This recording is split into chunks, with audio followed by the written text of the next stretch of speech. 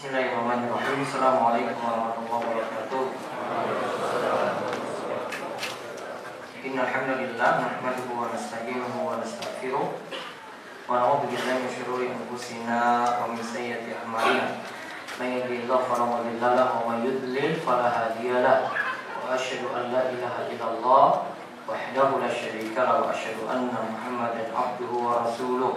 Allahumma salli ala nabiyyina Muhammad wa ala alihi wa man tabi'ahum bi ihsan ila yaumiddin. Allahumma inna nas'aluka ilman nafi'a wa rizqan thayyiban wa amalan mutaqabbalan. Puji syukur kita panjatkan kepada Allah. Salawat dan salam semoga tercurah pada junjungan kita Nabi sallallahu alaihi Muhammad sallallahu alaihi wasallam. Selanjutnya kita bahas fikih manhajus salikin karya Syekh Abdurrahman bin Nasir Sa'di. Masih kitab sholat. Sekarang kita bahas sunnah sholat. Sunnah berupa ucapan. Sebenarnya ditambahkan lagi sunnah berupa ucapan dan perbuatan. Sunnah berupa ucapan dan perbuatan. Syekh Abdurrahman bin Nasir Sa'di rahimahullah berkata dalam kitabnya Manhajus Salikin, wal baqi sunanu aqwalin wa af'alin mukmilin lis-sholati. Baca artinya. Yang artinya dan lainnya adalah sunnah dalam bentuk ucapan dan perbuatan menjadi penyempurna sholat. Nah, yang sifatnya sini sunnah sebagai penyempurna sholat. Kita sudah bahas tentang rukun dalam mazhab Hambali ya. Kemudian kita sudah bahas juga wajib sholat.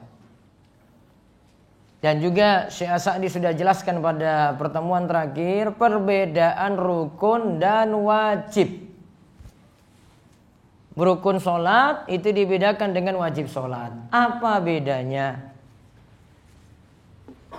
Apa bedanya? Kalau rukun itu tidak bisa gugur. Terus kalau wajib sholat, kalau lupa ditutup dengan sujud sahwi. Namun dua-duanya sama-sama harus. Nah, kalau sunnah di sini berarti sunnah sholat, ya, kalau ditinggalkan dengan sengaja, sholatnya tidak batal.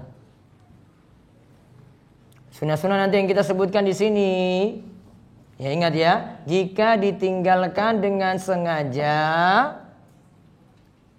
sholatnya tidak batal, dia cuma kurang sempurna saja. Namun kalau rukunnya dan wajibnya sudah terpenuhi, maka sholatnya jadi sah. Nah sekarang saya rinci pembahasan ini, saya merujuk pada dua pembahasan. Nanti ini gabungan, ada pembahasan dari Ghoyatul Muqtasidin, Syarah Manhajus Salikin, dan Fiqhul Ibadat, Mulaqas Fiqhul Ibadat. Nah, namun kesimpulan yang ada di sini yang saya rinci ada 10 dari sunnah berupa ucapan dan 17 sunnah berupa perbuatan dari kitab Ghoyatul Muqtasidin. Dibaca. Sunnah berupa ucapan. Yang pertama doa istiftah. Nah, yang pertama doa istiftah atau kita biasa sebut dengan doa iftitah. Misalnya, Allahumma ba'id baini wa baina khotoyaya kama ba'adta bainal masyriqi wal maghrib dan seterusnya.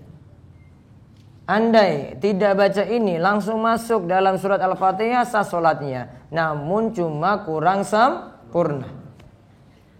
Ya, bentuk doa iftitah apapun sunnah di sini dimasukkan. Terus yang kedua, sunnah berupa ucapan yang kedua isti'adzah dan basmalah. Isti'adzah dan basmalah. Isti'adzah berarti apa? Apa?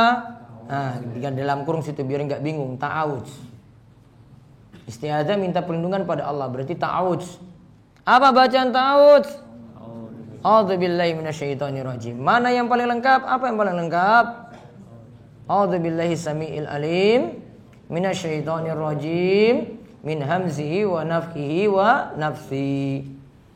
Mbok kalau dihafal jangan ringkas-ringkas terus, mbok panjang-panjang gitu. Ustaz saya cuma bisa ringkas saja. Bu gantian gitu, ada lagi variasi gitu loh. Jangan auzubillahi minasyaitonirrajim terus ada yang lengkap tadi. A'udzubillahi samiil alim minasyaitonirrajim min hamzihi wa nafthihi wa nafsi. Sudah di buletin sebelum-sebelumnya sudah ada. Basmalah. Kalau dalam mazhab Hambali basmalah sunnah, tidak dijaharkan. Ya, basmalah sunnah tidak dijaharkan. Seperti tadi salat maghrib tadi tidak dijaharkan basmalahnya. Langsung masuk alhamdulillahi rabbil alamin. Bismillahnya dibaca sir. Dia cuma baca bismillah sir saja. Bismillahnya tak baca. Namun hukumnya apa? Sunnah. Apalagi kalau milih pendapat basmalah bukan bagian dari Al-Fatihah. Karena ada perbedaan pendapat di antara para ulama, basmalah masuk bagian dari Al-Fatihah atau tidak. Namun untuk pembahasan basmalah, khusus untuk basmalah bismillahirrahmanirrahim, nanti diperhatikan kondisi jamaah di belakang. Nanti kalau mas-mas ini jadi imam, tolong nanti perhatikan kondisi jamaah di belakang. Karena notabene yang ada di belakang kita kalau ini belum terbiasa belajar gitu ya, dan masih menganut yang mazhab Syafi'i tulen, maka dia akan berpendapat basmalah wajib, bahkan masuk rukun. Jadi dalam rukun sholat dalam mazhab Syafi'i membaca Al-Fatihah dan basmalah bismillahirrahmanirrahim itu bagian dari Al-Fatihah. Maka kalau dalam kondisi seperti ini mending ngalah. Ya, mending mengalah. Karena menjaharkannya atau mensirkannya juga di sini bukan jadi syarat nanti sholatnya sah atau tidak, enggak. Jadi lihat kalau sesuaikan kondisi. Ada di mana nih? Wah Ustaz, saya itu di belakang ini kalau enggak basmalah itu saya enggak boleh jadi imam lagi. Mungkin sudah dicap macam-macam. Ya sudah, jaharkan saja. Bismillahirrahmanirrahim. Ustaz, saya ahlul bid'ah apa? Bukan. Gak ada di situ ahlul bid'ah kayak begini. Cuma masalah khilafiyah jahar atau tidak aja kok. Ya. Apalagi tadi saya sudah katakan, ini rukun ini kalau dalam mazhab Syafi'i. Baca Al-Fatihah dan Bismillahirrahmanirrahim itu bagian dari Al-Fatihah. Kalau mazhab Hambali tadi sunnah di sini. Terus lihat yang ketiga. Yang ketiga, membaca amin atau at-ta'min. Membaca at-ta'min yaitu mengucapkan amin setelah baca Al-Fatihah. Sampai pada ayat waladdallin serempak. Imam dan makmum membaca amin. Sunnah hukumnya. Jahar enggak? Jahar. Ustadz yang ahwat juga jahar enggak? Jahar juga. Sama kondisinya. Karena ketika dia akhwat ini ucapkan amin, yang muslimah ketika sholat berjamaah ucapkan amin, itu kondisinya berbeda kalau dia itu sholat sendirian gitu. Kalau amin ketika dia sholat berjamaah kayak gini, tertutupi suaranya dengan suara yang banyak. Ya. Beda kalau dia sholat sendirian. Kalau dia sholat sendirian, nah mau jahar enggak? Ini perhatikan nih, ada laki-laki enggak di situ. Dan kalau ini kondisinya suaranya tertutup dengan suaranya laki-laki, maka tetap jahar. Jaharnya bareng dengan imam. Lalu yang keempat. Yang keempat, membaca surah selain Al-Fatihah atau sebagian surah pada tiap rokaat dari rokaat pertama dan kedua. Rokaat ketiga keempat sudah pernah kita jelaskan masih boleh baca surat namun cuma kadang-kadang. Karena pernah Rasulullah SAW baca surat itu ketika rokaat ketiga keempat itu sekitar membaca 15 ayat. Padahal Al-Fatihah cuma 7 ayat. Berarti ayatnya beliau baca surat lain atau baca ayat lain. Maka kadang-kadang masih boleh baca surat selain Al-Fatihah setelah baca Al-Fatihah pada rokaat ketiga dan keempat. Nah di sini bisa baca surat selain Al-Fatihah ini bisa baca satu surat utuh. Wal Asr utuh itu satu surat. Qul huwallahu ahad utuh satu surat. Boleh juga cuma sebagian surat saja, dia ambil bagian awalnya atau bagian tengahnya atau bagian akhirnya atau dia pilih satu ayatnya. Terus turun rukuk. Boleh. sholatnya sah. Diambil sebagian, kemudian nanti lanjutkan sebagian yang lainnya pada rakaat berikutnya juga sah. Atau satu surat dia potong jadi 2 juga sah. Terus yang kelima, Sunnah berupa ucapan yang kelima yaitu takbir intikal atau berpindah rukun. takbir ketika berpindah rukun. Dari berdiri turun ruku, Allahu Akbar. Kemudian bangkit, sami Allahu liman hamidah, turun sujud lagi. Dari berdiri, i'tidal, turun sujud, Allahu Akbar. Dari sujud, bangkit ke duduk antara dua sujud, Allahu Akbar. Turun sujud lagi, Allahu Akbar. Bangkit ke rakaat kedua, Allahu Akbar. Nah, yang ucapan Allahu Akbar berpindah rukun ini namanya takbir intikal. Di sini dimasukkan dalam sunnah. Lalu, yang keenam. Yang keenam, membaca zikir ketika ruku dan sujud. Membaca zikir ketika rukuk dan sujud. Nah, di sini penulis Ghayatul Muqtasid ini masukkan bacaan ini dalam sunnah sholat.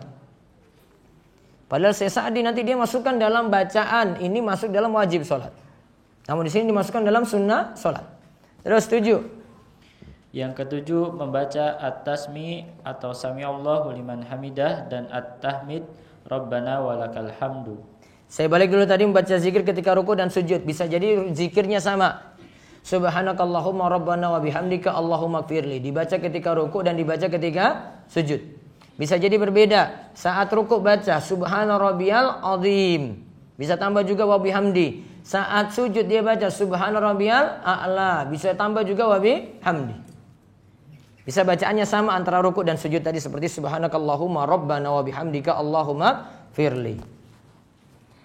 Lalu baca tasmi' Sami Allahu liman hamidah dan tahmid Rabbana walakal hamdu. Sami Allahu liman hamidah ketika bangkit dari ruku' menuju iktidal, dan saat iktidal membaca Rabbana walakal hamdu. Kalau dalam penjelasan Sa'di sebelumnya dijelaskan ini cuma berlaku untuk imam dan orang sholat sendirian. Sedangkan untuk makmum cukup baca tahmid, yaitu Rabbana walakal hamdu. Namun pendapat yang tepat, dan ini jadi pendapat dalam mazhab Syafi'i, tasmi' dan tahmid, baca sami Allahu liman hamidah dan Rabbana walakal hamd berlaku bagi imam, makmum dan orang yang sholat sendirian. Dua ini tetap dibaca. Makmum juga baca sami Allahu liman hamidah Rabbana walakal hamdu. Terus yang ke-8. Yang ke-8, doa di antara dua sujud dan doa ketika tasyahud seperti berlindung dari 4 hal. Nah, kemarin ada banyak bacaan doa di antara dua sujud.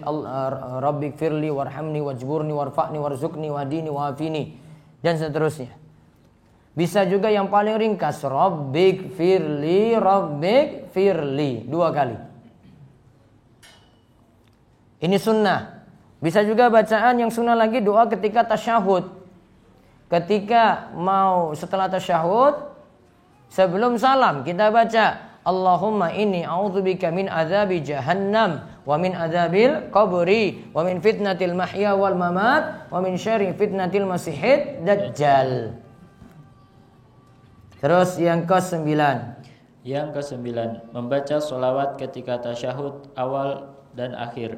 Dalam mazhab Syafi'i, dalam tasyahud awal juga disunnahkan membaca sholawat. Nah, dalam mazhab Syafi'i, dalam tasyahud awal juga disunnahkan membaca sholawat. Kalau di sini dimaksudkan membaca sholawat ketika tasyahud awal maupun akhir. Lalu yang ke-10, salam kedua. Yang ke-10, salam kedua.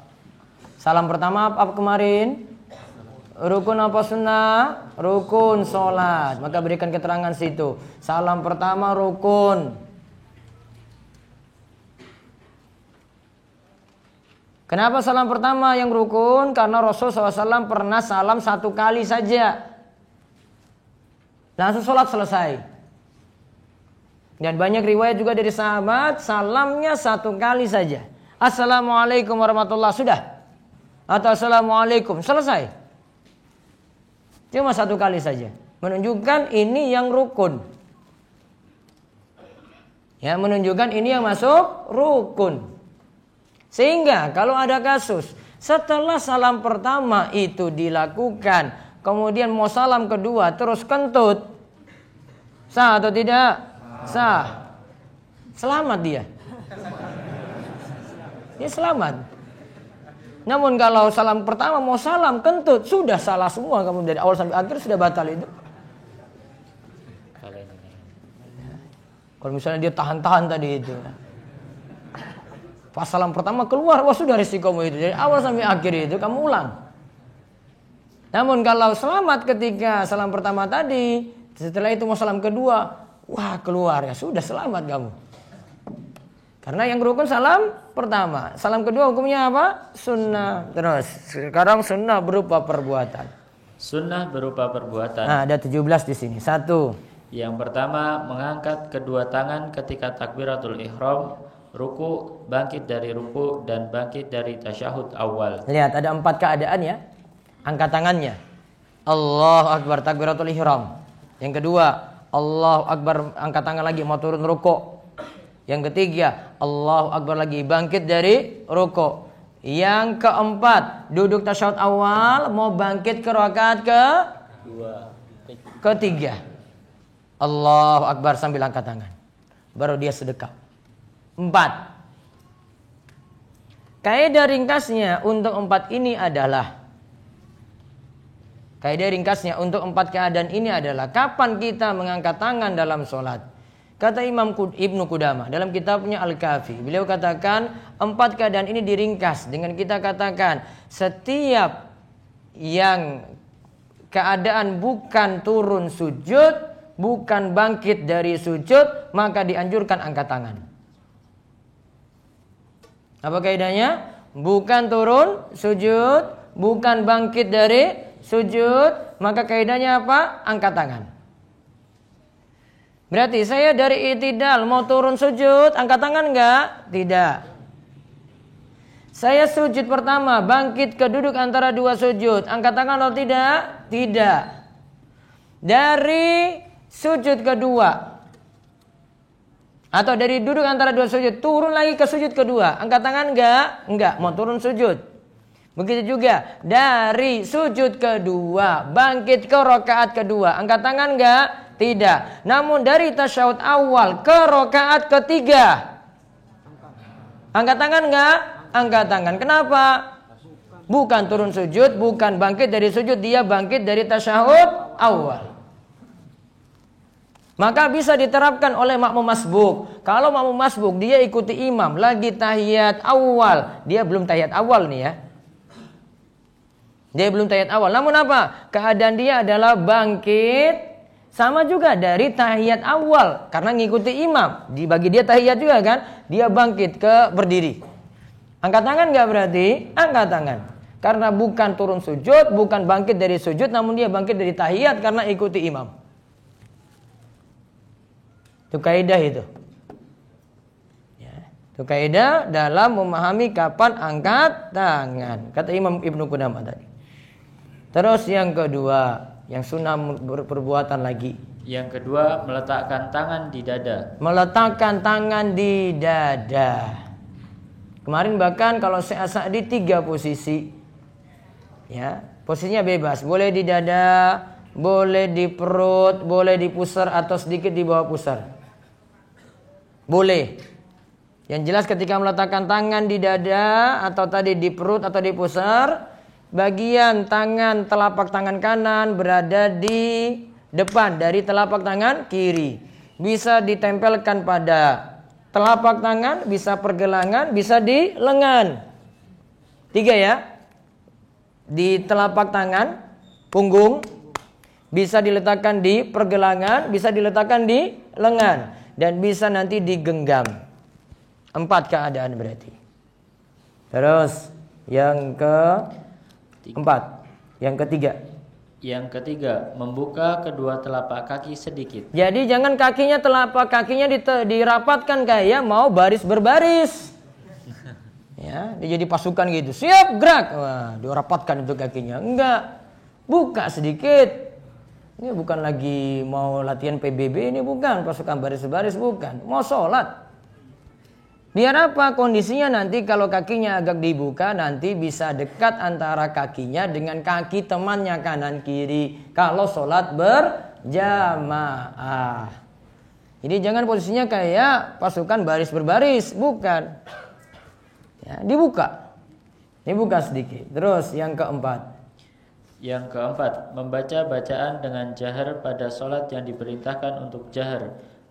Membaca bacaan dengan lirih pada solat yang diperintahkan untuk lirih. Nah, pada solat maghrib, isya, rakaat pertama, kedua jahar, rakaat ketiga, rakaat keempatnya lirih. Kemudian solat zuhur, asar, lirih. Nah, karena diperintahkan kayak gitu, maka bacaannya seperti itu juga. Namun kalau seandainya solat zuhur, asar, dia itu jaharkan, solatnya tetap sah. Namun dia tidak sempurna karena menjaharkan. Terus yang kelima. Yang kelima, membaca Al-Quran dengan tartil dan berhenti pada setiap ayat. Nah, jadi baiknya tidak satu nafas. Ya, bukan baca kulhu langsung sudah sampai ayat terakhir, jangan. Baca pelan-pelan, satu ayat berhenti. Qul huwallahu ahad, stop. Allahus somad, stop gitu. Tartil itu namanya. Sunnah hukumnya. Terus yang keenam. Yang keenam, membaca surah pilihan dari mufassal atau ada surah yang panjang dan pendek pada sholat tertentu. Kemarin dibagi mufassal ada 3 macam. Tiwalul mufassal, awsatul mufassal, dan kisarul mufassal. Ada mufassal yang panjang, ada mufassal yang pertengahan, ada mufassal yang pendek. Mufassal itu artinya ayatnya itu dipotong singkat-singkat. Itu mulai dari surat apa? Mufassal. Dari surat apa? Mas. Dari surat apa? Tawaduk semua ini, Masya Allah. Surat apa? Mufassal. Juz 26. Surat apa? Orang bilang juz. Surat apa? Mufassal. Inna lillahi wa inna ilaihi raji'un. Ngantuk paling waktu itu ya. Kalau enggak banyak pikir akhwat paling kamu itu ya. Apa mufassal? Ya rajul. Dari surat apa? Ya masih pendek-pendek. Qaf. Sampai surat apa? An-Nas. Dibagi berapa tadi? 3. Itu ilmunya itu. Ilmunya bukan di sudur namun ilmunya di fiddurji. Al ilmu fis sudur la fis sutur. Ya, ilmu itu di hati. Bukan di laci. Apa tadi dari surat apa mufassal? Qaf. Sampai surat Anas. Sekarang bagi 3 tadi. Bagi 3. Yang panjang-panjang, yang panjang ayatnya, artinya jumlah ayatnya banyak. Dari surat apa? Qaf sampai Al-Mursalat wal Mursalati urfa, juz 29 akhir. Terus yang pertengahan Awsatul Mufassal An-Naba sampai sebelum salat duha. Al-lail wal-laili idza yaksha. Terus yang kisar mufassal yang pendek-pendek. Dari surat apa?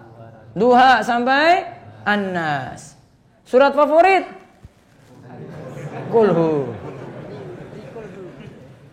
Tadi surat mufassal dari surat apa? Qaf sampai An-Nas. Dibagi 3. Yang pertama tiwalul mufassal yang panjang-panjang. Yang ayatnya banyak. Surat apa?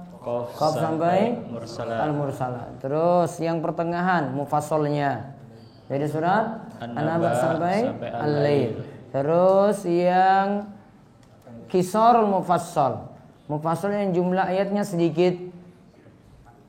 Surat Ad-Duha sampai An-Nas. Baik, terus baca lagi. 7.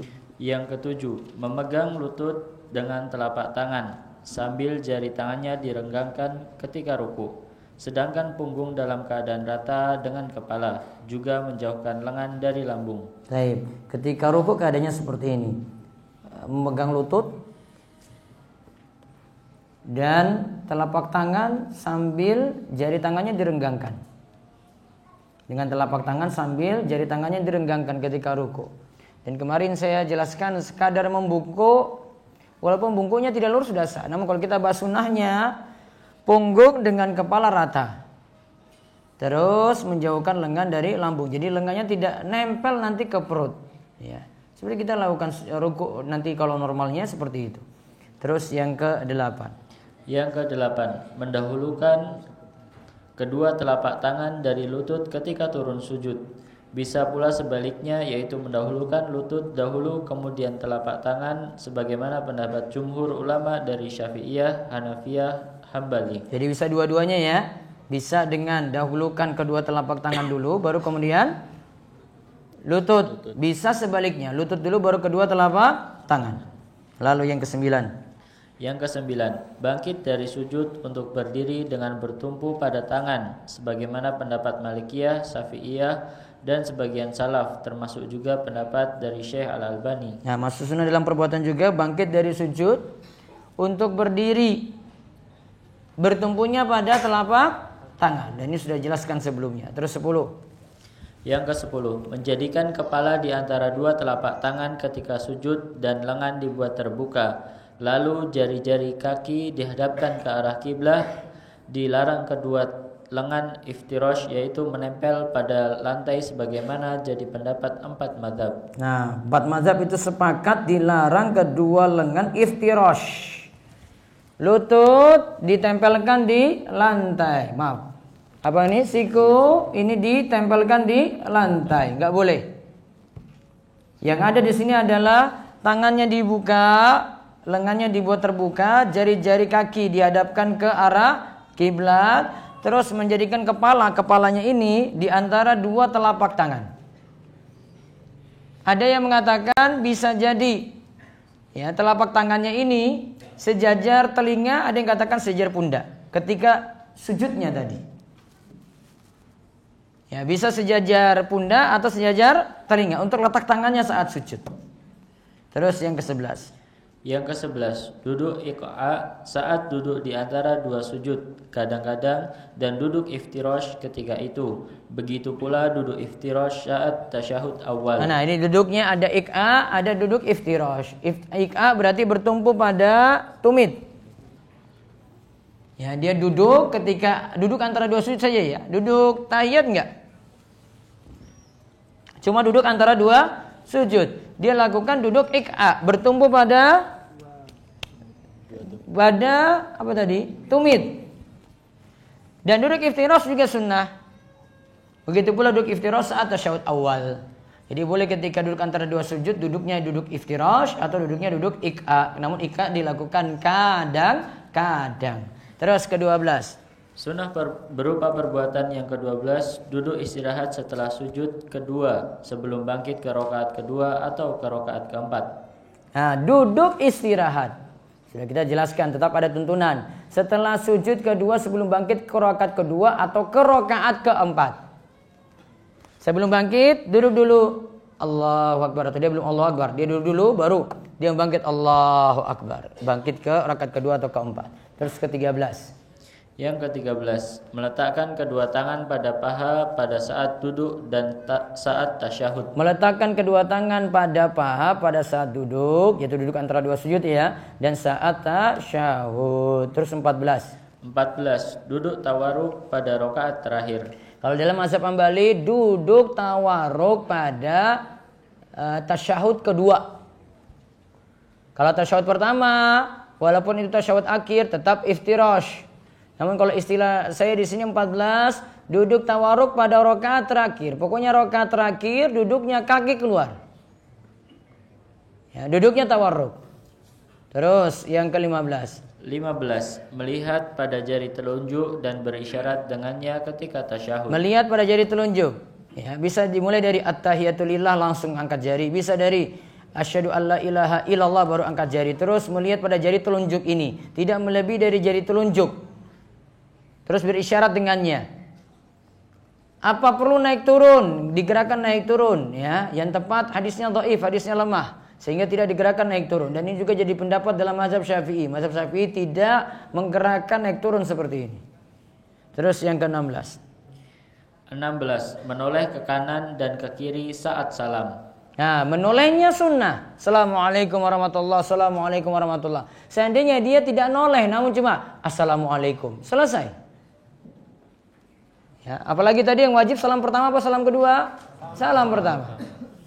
Jadi cuma assalamualaikum, nggak noleh, sah sholatnya. Karena noleh di sini sunnah.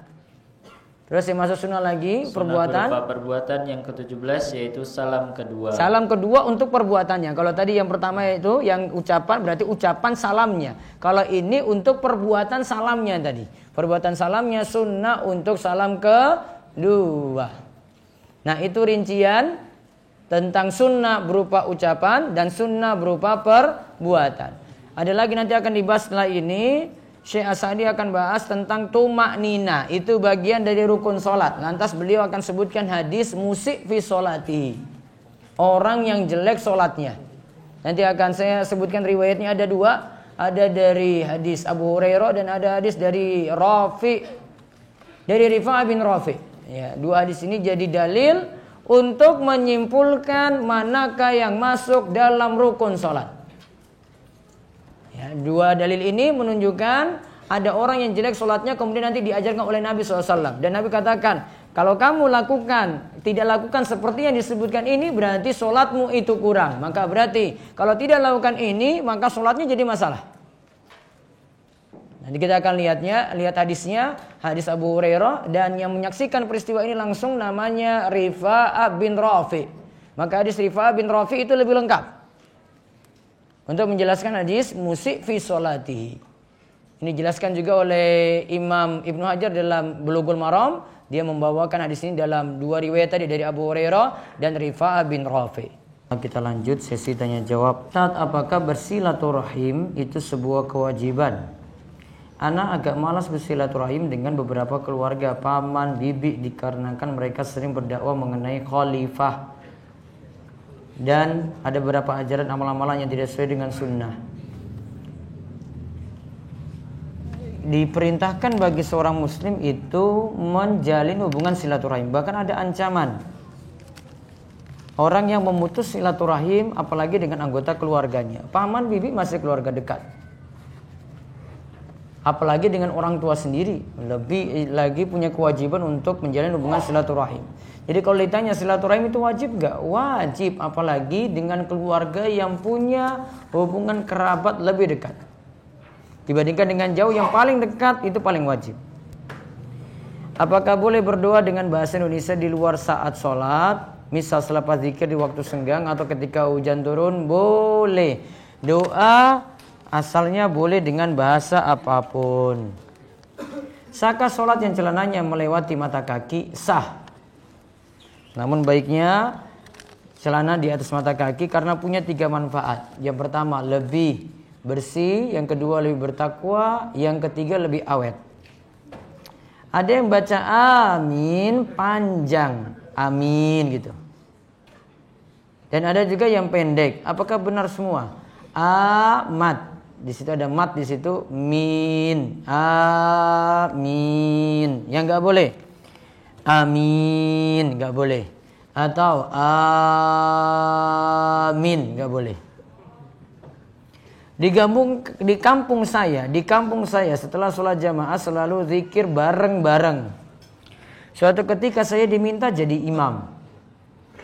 Selesai sholat saya diam tidak zikir bareng-bareng. Hal ini menjadi pergunjingan oleh jamaah. Di hari lain saya diminta jadi imam lagi. Saya ragu-ragu dan tidak mau karena takut menjadi fitnah. Mohon nasihatnya. Gak usah jadi imam kalau keadaan kayak gini. Kecuali kamu sudah ngomong dulu. Nanti yang lainnya saja yang ngurus masalah zikir, saya gak bisa. Saya gak paham zikirnya gitu. Bilang aja kayak gitu. Bagaimanakah dengan cara berdoa setelah sholat yang mengangkat tangan ke atas? Apakah hal tersebut benar untuk dilakukan? Hal ini ada beda pendapat di antara para ulama. Mengangkat tangan ba'da sholat ketika kita itu berdoa. Jumhur ulama masih membolehkan untuk mengangkat tangan ketika berdoa setelah sholat.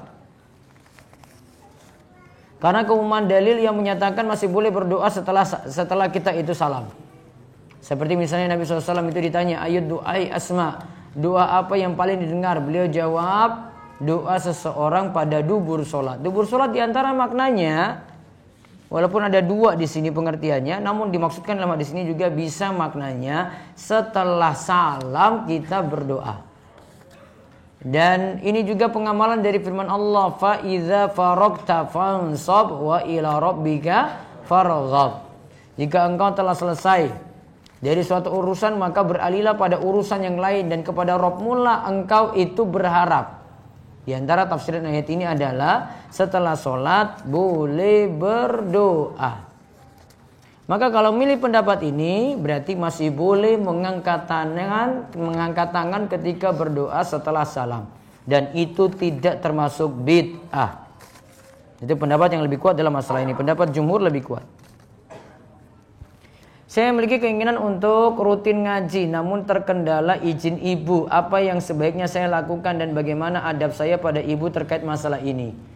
Buat baik terus sama ibu, jelaskan bagaimana pentingnya belajar agama, kemudian dekati dia dengan memberikan sesuatu sebagai hadiah biar hatinya itu menjadi lembut.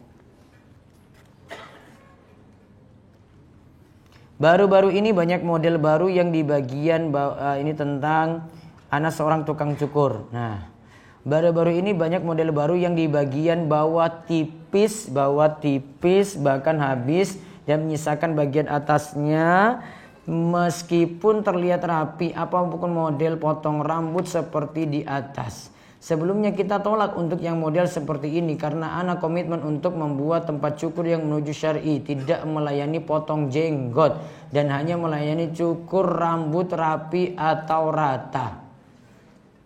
Kalau yang dimaksudkan tipis di sini sampai habis, ya tipis sampai habis, terus dia sisakan yang lainnya. Pengertian qaza yang Nabi SAW larang adalah menggundul sebagian, meninggalkan sebagian. Menggundul sebagian, tinggalkan sebagian. Nih, ini dia sini, ini potong nih, habis. Gundul ini juga habis. Tinggal bagian ini saja yang ada rambut nih. Ya, tinggal bagian ini ada rambut. Qaza namanya. Atau ada model rambut, ya. Rambutnya nggak ada belah tengah, terus alat cukur ada di sini, dia tarik sini untuk belah. Ada juga tambah di sini lagi itu. Nah. Itu anak-anak milenial itu, kurang kerjaan. Ada lagi mohawk, lagi rambutnya ada seperti itu. Kalau modelnya qaza seperti ini enggak boleh. Tukang cukur tidak boleh melayani potong rambut seperti itu. Jadi bertakwa pada Allah, minta tolong pada Allah, mudah-mudahan ditunjuki supaya tetap bisa menjalani sesuai syariat. Ustadz, hati ini terasa apa nih? Sangat keras karena penuh dosa. Apa yang harus saya lakukan, Ustaz? Taubat, memiliki teman-teman yang hatinya lembut dalam majelis ilmu, kemudian berusaha perbaiki diri hari demi hari. Apakah manfaat thalabul ilmi selain mendapat pahala ilmu yang bermanfaat, ketenangan hati, tapi hati ini belum tenang-tenang. Ketika ada masalah masih suka heboh. Menuntut ilmunya berarti belum serius ini. Coba diseriusi lagi. Insya Allah kalau ilmu yang dipelajari benar, lebih serius lagi dalam belajar, hati akan selalu makin tenang. Ala bizikrillahi tatmainnul qulub. Dalilnya itu. Ingatlah dengan mengingat Allah, hati akan menjadi tenang. Apakah boleh makmum duduk ik'a tapi imam duduk iftirash? Boleh. Dalam masalah ini ada perbedaan, tidak masalah. Yang dimaksudkan ngikuti imam adalah yaitu ketika mengikuti gerakan-gerakan imam yang kita tahu, yaitu dia mau turun rukuk, kita ikut rukuk tuh. Adapun dia nanti bentuk rukuknya bagaimana, sujudnya bagaimana, duduk antara dua sujudnya bagaimana. Nah, gerakan persis ini kita tidak tahu, maka tidak harus ngikuti. Namun gerakannya dia gerak tadi, Allahu Akbar, turun rukuk kita ikuti. Sami Allahu liman hamidah, bangkit dari rukuk kita juga ikuti. Nah, itu yang dimaksud.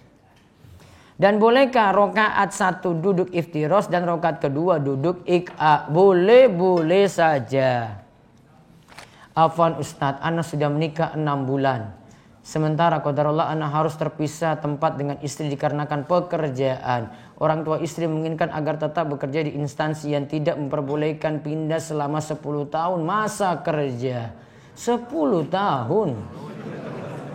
Mohon solusinya bagaimana meyakinkan orang tua agar istri dapat bersama suami tanpa menyakiti pihak orang tua istri yang tetap menyatakan untuk anaknya bekerja pada instansi itu.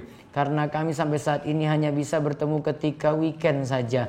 Bolehkah istri tidak menuruti orang tua untuk bekerja demi bisa tinggal atau berbakti pada suami? Nanti beritahu orang tua baik-baik kewajibannya kalau sudah nikah pada suaminya. Maka kalau bisa resign, alhamdulillah.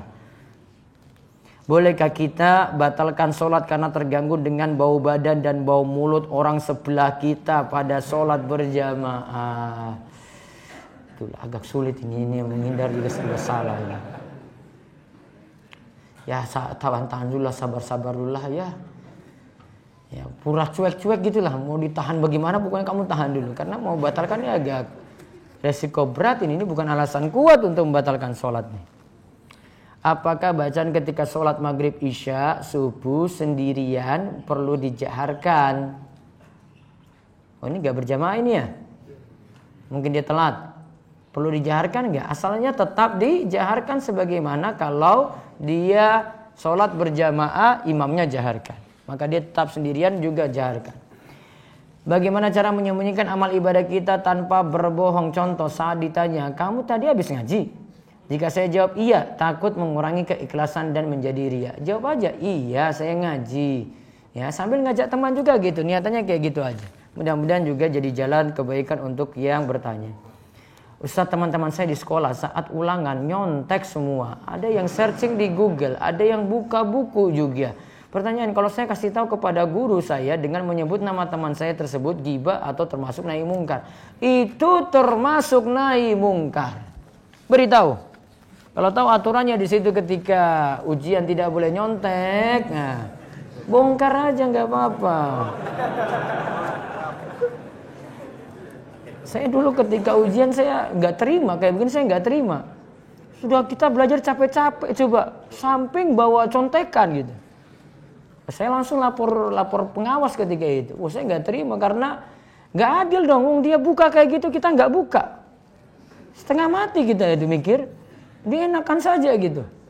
Ya, maka kalau mau beritahu kalau kayak begini itu nahi mungkar bukan ghibah. Itu ghibah yang boleh malahan. Jadi laporkan saja.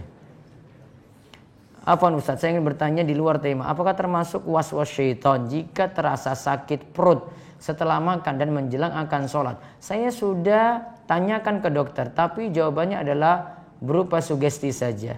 Jadi terasa sakit perut setelah makan dan menjelang akan sholat. Iya bisa jadi seperti itu. Dan ini bisa jadi was-was syaitan. Kalau mau tunggu sampai yakin dulu, kalau mau buang hajat, baru nanti dia itu batalkan. Kalau tidak tetap sholat saja. Sebelum saya mengetahui ada hadis larangan menerima hadiah dari perlombaan selain lomba memanah, balapan unta dan kuda, saya pernah memenangkan lomba bisnis plan, tapi hadiahnya belum cair. Jika sudah cair bagaimana hukumnya? Tidak diambil. Wah Ustaz, eman-eman gimana? Risiko musibah suruh ikut. Kalau itu judi nggak boleh. Jadi harta haram.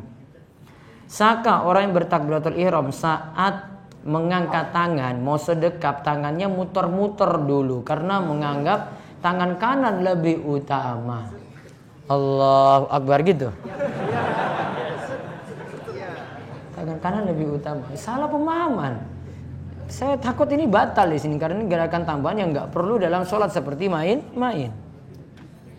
Apa hukum meditasi? Karena meditasi berbeda dengan yoga. Meditasi tidak perlu lagu atau waktu tertentu, sekadar bertujuan meningkatkan konsentrasi. Suruh sholat saja lah, nggak usah kayak begini-gini. Sholat lebih punya nilai, lebih ada pahala daripada dengan meditasi kayak gitu. Kalau nggak itikaf kan jadinya diam diri di masjid daripada meditasi saja, nggak tahu pikirnya apa kan kalau meditasi. Kalau itikaf kan mikirnya ibadah. Apa hukum bekerja di suatu perusahaan layanan kesehatan apotek, tapi apotek tersebut merupakan anak perusahaan Yayasan Kesejahteraan Karyawan Bank Indonesia? Baik. Jadi pemegang saham apotek tersebut adalah Yayasan Kesejahteraan Karyawan Bank BI tadi. Allah alam, kalau dilihat tidak berhubungan langsung, namun kalau mau waroknya tidak bekerja di situ. Hukumnya memberi utang kepada orang, ternyata uang tersebut digunakan untuk menutup utang lain agar bisa berutang di tempat itu tadi, atau utang riba. Ini dia, kamu bantu dalam gali lubang, tutup lubang. Itu tidak menyelesaikan masalah. Maka bagusnya nasihati saja. Katakan ini nggak bagus, masalah tidak akan selesai. Kalau kamu mau bantu, nggak utangi, namun bantu saja semampunya. Kalau tidak ada ya sudah, nggak usah dipaksakan untuk bantu orang semacam itu. Saya punya nenek kurang lebih usianya 90 tahun. Kadang ia semangat untuk sholat, tapi kadang tidak sholat karena alasan capek atau malas. Bagaimana hukum sholat yang ditinggalkan Ustadz? Saya takutkan dia sudah agak pikun atau sudah tidak punya kesadaran lagi gitu. Kalau memang dia dalam keadaan ingat, dia sholat. Kalau tidak dalam keadaan ingat lagi, maka tidak sholat. Wallahu a'lam.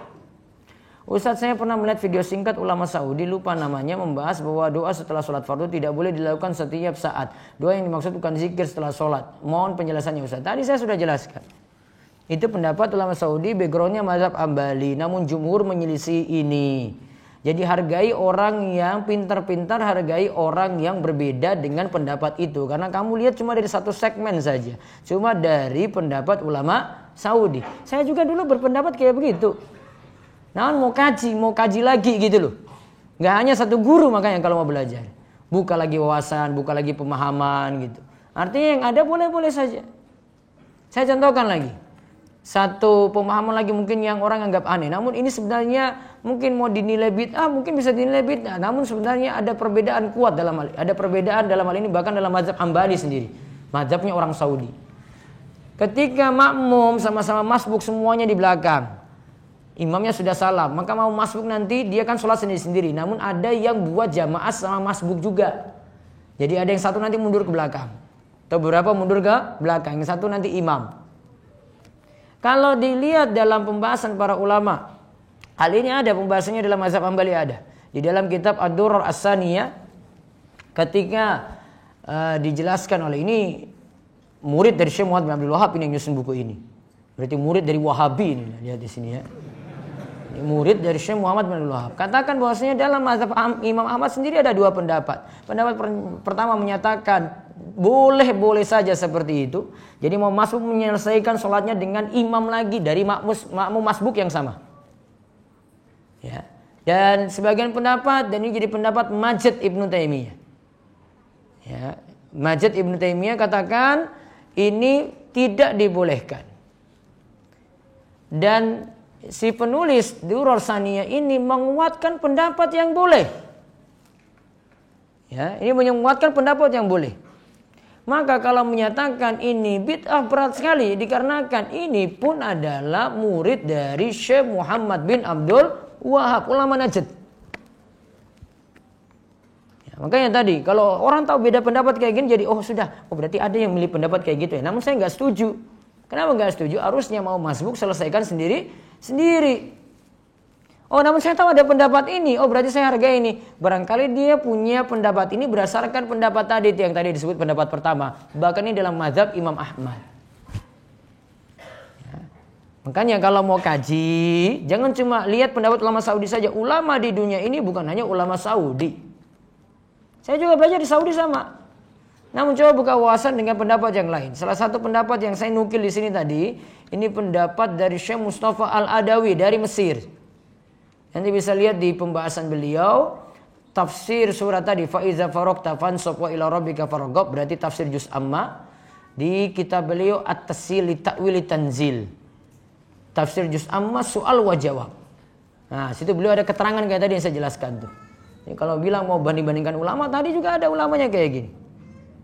Bahkan ini pendapat dari ulama jumhur tadi, bukan hanya ulama belakangan ulama Saudi, saya ulama jumhur. Ya, jumhur ini ulama mazhab yang banyak yang ada sebelumnya. Kalau mau dibandingkan dengan ulama belakangan, ulama mazhab tadi yang lebih banyak orang yang tadi lebih utama di situ daripada ulama belakangan. Kalau mau banding-bandingkan kayak gitu tuh. Sehingga kalau mau tanya itu nggak kayak tadi gitu. Kok ulama Saudi bilang kayak begini? Ini kurang fair. Nggak adil itu bandingkan pendapat. Nggak fairnya kenapa? Kamu cuma milih satu. Tadi saya sudah sebut jumhur ini. Jumhur nggak main-main loh kalau jumhur banyak. Kamu pilih satu kalangan saja. Satu kalangan dibandingkan dengan jumhur tadi. Jumhur lebih menang. Jumhur itu lagi banyak bahas, banyak orang loh di situ. Ini ulama. Ya, bukan tolib di sini. Ini ulama. Mujtahid semuanya. Sehingga gak main-main kalau berpendapat kayak begini. Kalau disebut jumhur lebih hati-hati kita. Oh, saya menyelisih jumhur nih, menyelisih banyak nih. Kamu milih satu. Ya, itu cuma pendapat mazhab Imam Ahmad itu. Kamu milih satu. Dibandingkan dengan jumhur lebih banyak. Mandikan termasuk dalam toharo. Iya, setelah mandi apakah masih harus berwudu lagi? Kalau niatannya mandi besar, maka sudah ada niatan untuk hilangkan hadas besar dan hadas kecil. 2 hadas sekaligus ya. Maka kalau sudah mandi besar, mandi junub atau mandi wajib, maka otomatis tidak wudu lagi, tidak masalah. Karena 2 hadas sudah hilang sekaligus. Bagaimana cara wudu? Mengusap kepala bagi akhwat. Sunahnya mengusap kepala sampai ke tengkuk dan kembali lagi ke tempat awalnya. Bagaimana dengan akhwat? Dikarenakan rambutnya panjang. Kalau akhwat rambutnya panjang tidak disuruh usap rambut. Yang ada usap kepala. Kepala cuma sampai mana? Tengkuk saja. Maka yang diusap dari depan ditarik sampai ke tengkuk, balik lagi ke depan. Nggak ditarik sampai ke rambut yang panjang ya.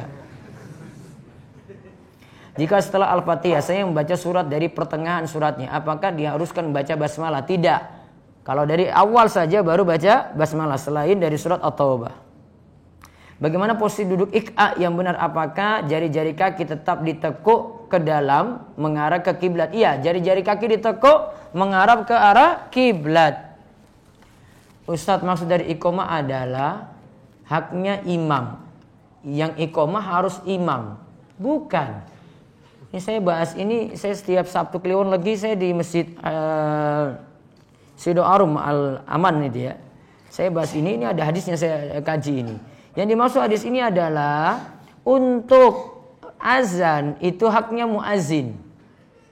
Untuk iqamah itu haknya imam. Maksudnya apa? Kalau mau iqamah nunggu imam dulu.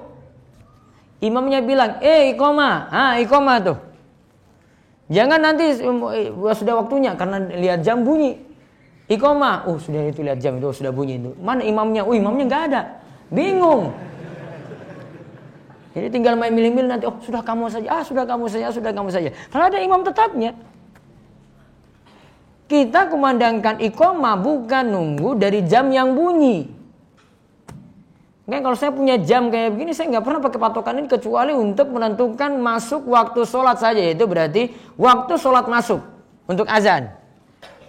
Kalau iqamah nunggu imam, manut imam. Imam bilang 5 menit setelah azan nanti iqamah ya, sudah manut. Imam bilang 30 menit nanti setelah azan baru iqamah ya, manut. Haknya imam, bukan haknya kamu muadzin. Maksud nggak ada punya hak di sini. Itu maksud hadis tadi. Ini ada hadisnya. Karena terkadang atau iqamah harus sesuai perintah imam saja. Iqamah harus sesuai dengan perintah imam. Terus karena terkadang yang tersebar adalah yang sudah iqamah tidak menjadi imam. Bukan maksudnya kayak gitu. Bisa saja dia muazin, terus dia yang iqamah, terus dia yang imami, rangkap semuanya. Bagaimana hukum MLM syariah? Ada sebuah perusahaan MLM syariah. Perusahaan tersebut memiliki sebuah pesantren dan saya bekerja di pesantren tersebut. Bagaimana hukum gaji saya? Apa yang harus saya lakukan? Saya sarankan resign. Allahu a'lam. Saya masih ragu tentang MLM di situ. Ustaz, apakah membatalkan sholat jika seorang menahan kentut? Menahan kentut ada 2 macam. Yang pertama, menahan kentut masih bisa ditahan. Tidak terganggu untuk sholatnya. Maka sah sholatnya. Kemudian yang kedua, menahan kentut yang sebenarnya harus keluar namun dia tahan-tahan gitu. Kalau untuk keadaan yang kedua ini, ya baiknya tidak dilakukan, minimal makruh hukumnya. Sebentar lagi keluarga saya akan mengadakan akikah. Apakah ritual-ritual umum seperti baca berjanji, sholawat nariyah, dan rambut bayi dicukur oleh beberapa warga itu sesuai sunnah? Jika tidak, mengapa? Bagaimana cara melaksanakan akikah? Berjanjinya dihapus, nariyahnya dihapus. Rambut tadi cukup 1 orang cukur langsung gundul habis. Nggak usah satu-satu nanti potong lagi, ini potong lagi, ini potong lagi. Ini kayak anak mau lulusan aja begitu, dipotong orang gitu rambutnya. Langsung aja satu orang yang ahli, ambil alat cukur langsung, alat cukur. Ya, bukan pakai gunting, alat cukur langsung dicukur itu rambutnya. Ya, pakai silet, ya dicukur itu. Ada kan yang silet gol itu kan, yang langsung ini kan. Itu pakai itu langsung. Ada yang biasa potong itu ibu-ibu, ya suruh dia yang biasa motong tadi. Jika tidak, bagaimana cara melaksanakan akikah sesuai syariah? Yang penting nanti ada potong kambing di hari ke-7. Bisa 1 kambing, 2 kambing. Yang minimalnya 1. Kalau mau 2 untuk anak laki-laki, maka bisa lakukan 2. Kalau mampunya cuma 1 saja nggak apa-apa. Bagaimana sikap saya, apa harus hadir atau tidak dalam acara semacam itu? Intinya itu kalau acara ini cuma pada makan-makannya saja, walimah akikahnya saja. Kamu datang pada acara makan saja lah, nggak apa-apa. Bagaimana caranya dalam sholat jamaah ketika imamnya salah baca ayat Al-Quran, surat atau lupa, kemudian dari makmum perempuan ingin membenarkan atau membantu hafalan surat yang imam lupa tadi. Semisal saat istri yang sedang diimami suaminya. Kalau mungkin di rumah nggak apa-apa, kalau di masjid ini yang rawan ini kalau perempuan yang betulkan. Saya malah bertanya, laki-lakinya di mana? Masa nggak ada laki-laki yang jawab, cuma perempuan di belakang ini, coba lihat. Bagaimana hukumnya menunda kehamilan karena kontrak kerja ataupun kuliah? Apakah menunda kehamilan itu tidak dibolehkan secara mutlak? Resiko nikah yo hamil. Maka kemarin saya bahas waktu ini ya, kajian siap di Pinang ya. Ya, kalau ini memang sudah jadi konsekuensi, nggak bisa jadi syarat, nggak bisa. Konsekuensi nikah hamil ya sudah, nggak boleh buat aturan di awal nanti, mas saya nggak boleh hamil ya 5 tahun lagi ya. Oh nggak bisa itu. Oh ini syarat-syarat batil kayak gini. Syarat yang tidak bisa dipenuhi. Kemarin kita bahas masalah syarat itu. Saya bahas waktu itu masalah syarat. Syarat kayak gini nggak benar. Kenapa nggak benarnya? Wah itu nyelisih konsekuensi nikah. Konsekuensi nikah ya ada hubungan intim, kalau hamil ya hamil gitu. Maka di sini kalau memang dia ingin menunda ya silakan, tidak ada masalah di situ. Dari sisi dosa juga tidak. Namun yang bagusnya ini tidak jadi syarat yang pertama, kemudian yang kedua ya resiko kalau memang dia nikah muda saat kuliah begitu ya, atau saat dia itu misalnya punya profesi kerja ya. Konsekuensi dari hamil ya sudah jadi resiko dari pernikahan seperti itu. Dan insya Allah nanti pada pekan depan sebelum maghrib nanti ada kajian siap naik pelaminan nanti jam 4 sampai menjelang maghrib. Insya Allah nanti maghrib kajiannya seperti biasa untuk Riyadhus Shalihin dan Manhajus Salikin. Jadi jam 4 untuk pekan depan nanti ada kajian siap naik pelaminan. Pembahasan yang saya belum bahas tentang mas kawin atau mahar. Ya, mas kawin atau mahar biar nanti disiapkan dari sekarang. Walaupun belum dapat gitu ya. Mungkin kamu kasih apa begitu silahkan. Baik, itu saja kita cukupkan, mudah-mudahan manfaat dan Allah memberikan kepada kita kebaikan yang banyak dan diberikan keistiqomahan dalam ilmu dan amal. Kita tutup dengan doa kafaratul majlis. Subhanakallahumma bihamdika asyhadu alla ilaha illa anta astaghfiruka wa atubu ilaik. Assalamualaikum warahmatullahi wabarakatuh.